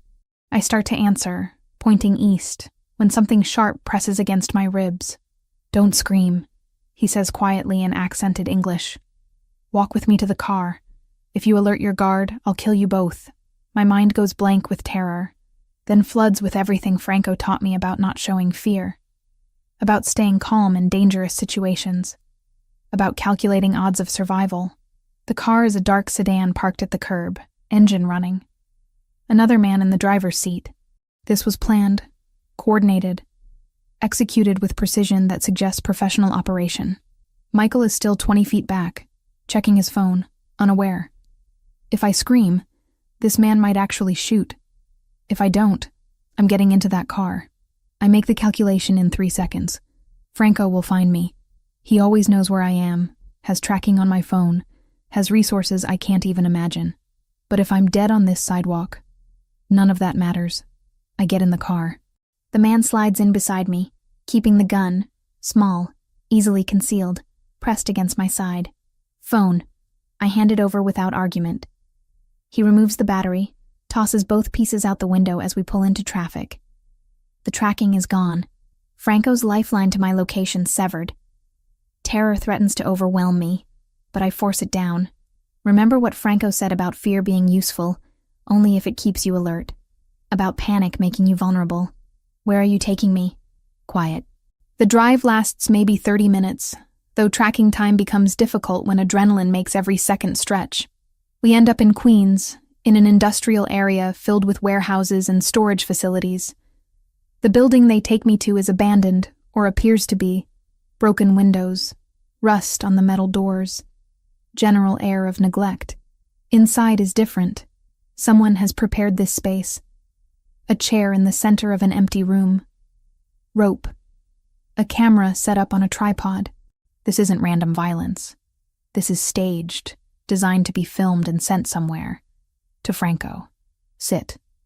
The man who abducted me orders, gesturing to the chair. I sit, because fighting now accomplishes nothing. Save energy for when it might actually matter. They tie my wrists and ankles, not cruelly tight, but secure. The driver sets up the camera, adjusting angles while the first man makes a phone call in Japanese. I catch maybe one word in 10, but the tone is clear. Confirmation of successful acquisition, awaiting further instructions. Then we wait. Hours pass. The men largely ignore me, talking quietly in Japanese, checking phones, smoking cigarettes that make the enclosed space hazy. I keep my breathing steady, my expression neutral, my fear contained beneath forced calm. Franco will come. I have to believe that. He has connections, resources, people who owe him favors throughout this city. He'll find me. I just have to stay alive long enough. Around what I estimate is hour 10, maybe 11. Hard to tell with no windows, no phone, no way to track time beyond the growing ache in my bound limbs. Something changes. The men get a call, conversation rapid and urgent. Then they're moving, gathering their things, the camera, everything. Your boss is very resourceful. The first man says to me, almost admiringly, faster than we expected. This location is compromised. They leave. Just leave me tied to the chair in an abandoned warehouse with no phone, no way to call for help, no certainty that anyone is actually coming. The fear I've been containing breaks free. I pull against the ropes, accomplishing nothing except rope burn on my wrists. Try to tip the chair, thinking maybe I can slide across the floor, reach something, anything. Then I hear it. Footsteps. Multiple people moving through the building with purpose. Emily! Franco's voice, raw with something I've never heard from him before. Fear. Actual fear. In here! I call back, my voice cracking with relief. The door explodes inward. Not opened. Exploded. Someone kicked it with enough force to break the lock entirely. Franco comes through first, Joseph and Marco flanking him, all three armed with guns drawn. Franco's eyes find me in the chair, scan me for injuries, and what I see in his expression makes my breath catch. This isn't controlled Franco, careful Franco who always maintains composure. This is someone barely containing violence, someone whose control is fracturing at the edges. Are you hurt? He demands, already moving to me, holstering his gun to work on the ropes binding my wrists. No, scared, but not hurt. They just tied me here and waited. Waited for what? Joseph asks, already securing the perimeter. I don't know. They got a call maybe 30 minutes ago, said the location was compromised, and they left. Franco finishes with my wrists, moves to my ankles. His hands are shaking, actually shaking, and when he looks up at me again, I see the crack in his armor fully. I thought I'd lost you, he says quietly. 12 hours of not knowing where you were, if you were alive, if they were hurting you. I pull my hands free the moment he loosens the last rope and cup his face. I'm okay. I stayed calm. I didn't fight. I waited for you to find me like you said you would. He pulls me against him with enough force to make me gasp, his face buried in my neck. I feel him breathing me in. Feel the tremor running through his powerful frame. Feel the absolute terror he's been containing for 12 hours. Finally releasing now that he has me back. We need to move. Joseph says gently. This area might not stay safe. Franco pulls back, composing himself with visible effort. But when he stands, helping me up, I notice what I couldn't see before. Blood on his knuckles, a spatter across his shirt collar. He came straight from somewhere violent, somewhere he got answers about my location through methods I probably don't want to know about. The drive back to his brownstone passes in tense silence. Franco keeps his arm around me, holding me against him like he's afraid I'll disappear if he loosens his grip. Thomas drives faster than normal, running yellows, taking corners sharp, getting us to safety with urgency that suggests the danger isn't completely over. At the brownstone, Franco leads me upstairs to his bedroom. Shower. Change into something comfortable. I'll bring food. Franco, please, Emily, let me take care of you right now. We'll talk after. The shower is good, washing away 12 hours of terror and warehouse dust and adrenaline sweat. When I emerge in borrowed clothes, his clothes, a t-shirt and sleep pants that hang on me, Franco is sitting on the edge of the bed, elbows on his knees, head in his hands. Hey, I say softly. He looks up, and the expression on his face breaks my heart. This is Franco stripped of every defense, every careful control, showing me the raw fear that's been eating at him. I failed you, he says simply. All the security, all the protocols, all my promises that you'd be safe, and they took you anyway. They took you, and I couldn't stop it. I moved to sit beside him, taking his hand. They took me because I followed the protocols. I didn't scream, didn't fight, didn't get myself killed on that sidewalk. I stayed alive because you taught me how to handle fear. You didn't fail me, Franco. You saved me. 12 hours, he repeats, his voice hollow. Do you know what I did in those 12 hours? Probably things I shouldn't know about. I found the Yakuza lieutenant who ordered your abduction. I made him tell me where you were. Franco's eyes meet mine, dark and haunted. I hurt him, Emily, badly, and I'd do it again without hesitation. Because he took you from me. The confession should horrify me, should make me recoil from this man who's admitting to torture, to violence, to becoming exactly the monster I always knew lurked beneath his control. Instead, I pull him against me, wrapping my arms around him. Thank you for finding me. You're not afraid? Of me? Of what I did? I'm terrified of a lot of things right now. But you're not one of them. I pull back to look at him. Franco, I knew what you were when I chose this. I knew violence was part of your world. Seeing it directed towards someone who hurt me doesn't change how I feel about you. It should, he says. But he's holding me tighter. It should change everything. Well, it doesn't. We stay like that for a long time, wrapped around each other, both processing the trauma of the day in our own ways. Eventually, Franco pulls back, his expression shifting back toward the controlled mask I know better. This changes our strategy completely. No more negotiations. The Yakuza violated every boundary by taking you. His voice has gone cold, distant. They declared war. I'm going to finish it. Franco, no. Don't make decisions based on fear or revenge right now. You're not thinking clearly.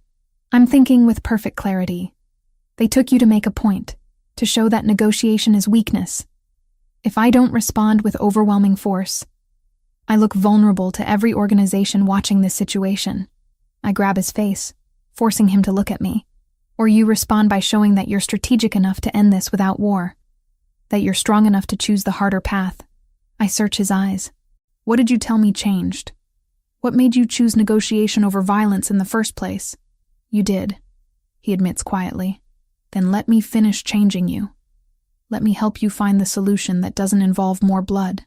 I press my forehead against his. Please, Franco. I'm safe now. Don't let what happened to me trigger something that gets you killed. The struggle plays across his face. The desire for revenge warring with his instinct to protect me by staying alive, by choosing wisdom over vengeance. What do you suggest? He finally asks. I think of my father touring Franco's kitchens with that mixture of awe and caution, of my mother finally sleeping through a full night instead of counting hours at the hospital, of Kayla's textbooks spread across our old kitchen table back in Connecticut. The thought of all that fragile stability turning into collateral damage in some bloody demonstration of power steadies my voice when I answer. Finish the negotiations, but add a clause. They pay for security breach, compensate for harm caused, publicly acknowledge this violated terms. Make them pay financially and politically for taking me. Show them you're powerful enough to demand restitution, not just deliver violence. Franco considers this, and I watch as the strategic mind I've come to respect takes over from the terrified lover who thought he'd lost me. That's actually brilliant, he admits. Forces them to acknowledge fault, costs them money and reputation, establishes clear consequence without triggering war. He kisses me softly. When did you become so strategic about criminal negotiations? I've been paying attention for 3 months. Learning from the best. He smiles, actually smiles, and some of the tension drains from the room. You're staying here. Not going back to your apartment. Not going to work until this is fully resolved. Agreed? Agreed. Though Franco, I need to call my family. They were supposed to visit this weekend, and I need to let them know I'm okay without explaining what actually happened. We'll call them together in the morning. Tonight, you rest. You've been through trauma, Emily. Let yourself process it. I don't know yet that the next few nights will bring warehouse shadows every time a car door slams outside, that I'll flinch at the sound of the elevator and have to breathe through the spike of panic until my body remembers I'm safe. For now, all I can do is focus on the solidity of his heartbeat under my cheek and trust that the shaking in my hands will eventually learn to quiet. But as we lie in his bed, me curled against his chest, his arms protective around me, I realize I am processing it, not through breakdown or panic, but through certainty. Certainty that choosing Franco means choosing this life, these dangers, these moments of terror balanced against moments of profound connection. I love you, I whisper into the darkness. Even after today, maybe especially after today, I love you. His arms tighten. I love you too, more than I thought possible to love anyone. And I swear to you, Emily, they will never touch you again. Whatever it takes, however I have to structure my operations, you will be safe. It's a promise he can't absolutely keep. We both know that. But lying in his arms, feeling the steady beat of his heart, I choose to believe him anyway. Because love in Franco's world means accepting that safety is relative, that protection comes with complexity, and that sometimes the most dangerous choice is also the most honest one. And I'm choosing him, consciously and completely, with full awareness of exactly what that means. The 2 weeks following my abduction pass in careful reconstruction. Franco implements his strategy exactly as we discussed. Negotiations continue with the Yakuza Yamaguchi, but now with additional terms that make them financially and politically accountable for the security breach. They pay $2 million in restitution, publicly acknowledge the violation of established boundaries, and agree to neutral mediators overseeing the territorial agreement. It's brilliant strategy wrapped in pragmatism, and I watch Franco execute it with the same precise control he brings to everything else. But I also see what it costs him. The restraint required to choose negotiation over revenge, the careful management of his own people who expected violence and got diplomacy instead. Some of them think you're going soft, Roberto mentions one afternoon, 3 weeks post-abduction, when I'm back in the office working half-days as Franco slowly allows me to resume normal routines. The younger guys especially. They see negotiation as weakness. What do you think? I ask, genuinely curious about his perspective. I think Franco is smart enough to know when violence serves his interests and when it doesn't. War with the Yakuza would have cost lives, money, and territorial stability for years. This way, we got compensation, established clear boundaries, and showed we're powerful enough to demand accountability without firing a single shot. Roberto leans against my desk. That's not weakness. That's evolution. The observation stays with me through the following weeks, as life gradually returns to something resembling normalcy. My family visits in mid-December, finally making the trip that got postponed after my abduction. I don't tell them what happened, just that there were security concerns that required delay. And Franco welcomes them with the same careful hospitality he shows everyone he's trying to impress. My father James is 58, but looks older. The weight of 2 years' unemployment visible in his posture, his hesitant handshake. My mother Linda has the exhausted competence of someone who's been carrying too much for too long. And my sister Kayla is 19 and wide-eyed at everything. The brownstone, Franco's obvious wealth, the way people defer to him with respect that borders on fear. Franco shows them the restaurant operations personally, walking them through 3 different locations across Brooklyn. He's impressive without being showy, explaining the business model, the management structure, the actual job he's offering my father with genuine respect for his experience. "Mr. Richardson," Franco says over lunch at one of his restaurants, "I've reviewed your resume and references. Your facilities management experience is exactly what we need to coordinate operations across multiple locations. The position is yours if you want it. Salary of $85,000, full benefits. Start date flexible based on your needs." My father's hands shake slightly as he processes this. That's very generous, Mr. Ravellini. But I have to ask, why? Why offer this to someone you've never met? Because Emily matters to me. Because ensuring her family's stability reduces stress that might affect her work and well-being. And because I genuinely need someone with your skill set. Franco's directness is refreshing. "This isn't charity, Mr. Richardson. It's practical business that happens to benefit everyone involved." Later, when my parents are touring one of the restaurant kitchens with the manager, Kayla corners me in a quiet hallway. "Emily, your boyfriend is kind of terrifying," she whispers. "Like he's nice. But there's something underneath. Something dangerous." "I know," I say simply. "And you're okay with that?" I think about the question. About everything I've learned in 4 months with Franco. I'm choosing it consciously, with full awareness of what it means. That's different than being okay with it. It's accepting complexity. Kayla studies me for a long moment. "You love him. Very much. Then I'm happy for you, even if he is scary." My parents accept Franco's offer that evening. The relief on my father's face when he shakes Franco's hand is worth every complicated choice that led here. They'll relocate to New York in January, giving my father time to start the new position and my mother time to transfer her nursing license. After they leave, Franco pulls me into his arms in the quiet of his brownstone. "That went well. You were perfect with them." "Thank you for that. I meant what I said. It benefits me to have your family stable and close. You'll worry less, focus better, and I get the satisfaction of fixing a problem that's been hurting you." He kisses my forehead.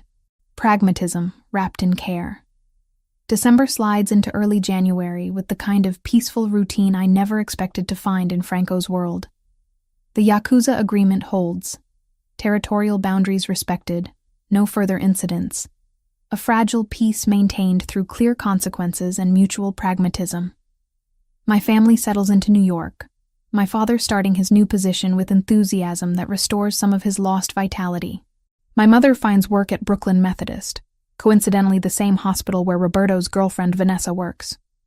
Roberto and Vanessa get engaged on New Year's Eve at the monthly family dinner, surprising no one who's watched them together for the past 6 months. The celebration is warm, genuine, full of people who've become unexpectedly important to me. Joseph with his rare smile, Marco and his wife, Anthony and his teenage kids, all the complicated families that form Franco's inner circle. "We're thinking spring wedding," Vanessa tells me while we're in the kitchen preparing desserts. "Small ceremony, just family. You and Franco will be there, of course." "Of course," I agree, struck by how naturally she includes us together. Not me and Franco separately, but us as a unit. That night, lying in Franco's bed with his arms around me, I process how much has changed in 5 months since that rainy Thursday when Roberto asked if I was single. "What are you thinking about?" Franco asks, fingers tracing patterns on my shoulder. How different everything is now. How I'm different. Regrets? No. I turn to face him. Concerns, yes. Questions about what comes next, always. But no regrets about choosing you. Franco's expression softens in the darkness. I was going to wait. Plan something elaborate, something that matches the importance of the question. But Emily, he sits up, reaching into the nightstand drawer. When he turns back, he's holding a small velvet box. My breath catches. 5 months ago, you were invisible furniture in my office. Now you're the reason I wake up, the person I trust most in this world, the only future I want to build. He opens the box, revealing a ring. Diamond, elegant, understated in a way that's perfectly us. Marry me. Not because it's expected or convenient, but because I love you and want you permanently in my life in every way that matters. I should probably ask for time to think. Should consider all the complications, the dangers, the reality of being married to someone in Franco's position. Should be practical and cautious and smart. Instead, I say, yes. He slides the ring onto my finger, perfect fit, like he measured somehow without me noticing, and kisses me with an intensity that conveys everything words can't capture. You're sure? He asks when we break apart. This isn't just accepting my world, Emily. It's becoming permanent part of it. There's no easy exit from being my wife.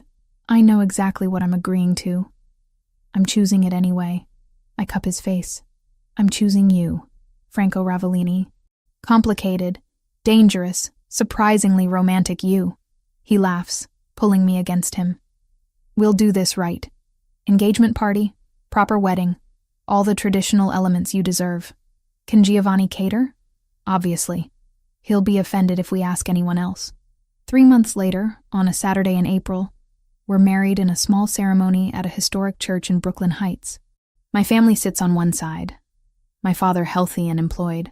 My mother rested. Kayla finishing her first year at NYU with expenses Franco quietly covered without making it an issue. Franco's people fill the other side. Roberto is best man. Vanessa with her own wedding planned for June. Joseph actually smiling. Marco and his family. All the complicated network of loyalty and violence and chosen family that defines Franco's world. Giovanni caters the reception, held in the garden behind Franco's brownstone. The food is incredible. The wine flows freely. And for one perfect evening, we exist in a bubble where the dangers of our reality feel distant and manageable. You look happy, my mother observes during a quiet moment. Both of us watching Franco navigate conversations with guests. I am, I say honestly. I worried when you first told me about him. About what kind of man offers the things he offered. What it might cost you. She squeezes my hand. But Emily, watching you two together, watching how he looks at you like you're the most important thing in his world, I understand now. You chose someone complicated, but you chose someone who genuinely loves you. He does. I agree. In his complicated, possessive, occasionally terrifying way, he loves me completely. That night, after the guests leave and we're finally alone, Franco carries me across the threshold of our home, his brownstone officially becoming ours, and sets me down gently in our bedroom. Mrs. Ravellini, he says, testing out the name. How does it feel? Right, I answer. Complicated and dangerous and probably inadvisable, but absolutely right. He kisses me then, and in that kiss is everything we are.